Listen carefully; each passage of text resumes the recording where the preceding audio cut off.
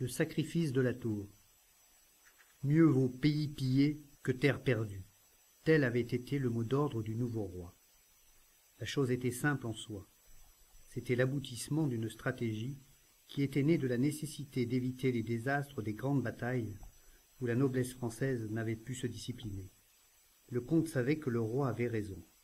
Seulement il était conscient du sacrifice que cela représentait pour leur peuple. Le roi était en train de jouer une terrible partie d'échecs, et il devait sacrifier l'une de ses tours. Auparavant, ses pions supporteraient tout le poids de l'attaque anglaise. Il fallait résister au pillage. La tactique de la terre déserte avait du sens, mais aussi un coût exorbitant. Les paysans étaient aux abois, la terre exsangue. Les forteresses prenaient désormais tout leur sens dans cette guerre du temps. Il fallait user l'armée anglaise en refusant le combat. Celui qui était certain de perdre dans un affrontement ne pouvait vaincre que d'une seule manière. Il ne devait pas jouer. Et le roi de France ne jouait plus. Peu d'hommes nobles pouvaient réellement comprendre de quoi il en retournait, car ils ne voyaient que les insurrections populaires et le désordre.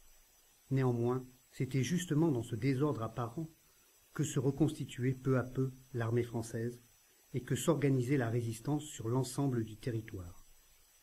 La terre souffrait, et les hommes saignaient, mais aucun d'entre eux n'abandonnait ce jeu d'échecs sans joueur. Il ne s'agissait pas d'une simple partie, car la guerre était totale. C'était la défense française contre l'ouverture anglaise.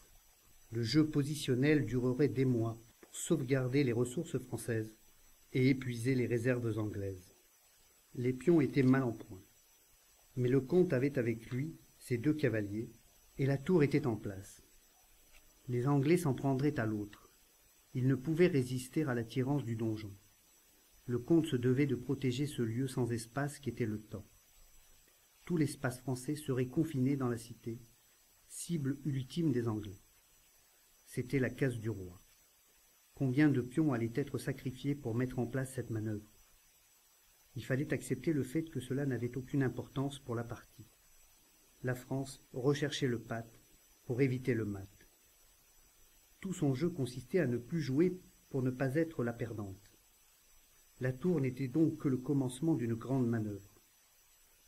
Afin de ne pas perdre le royaume, la terre de France deviendrait un désert, mais un désert tactique.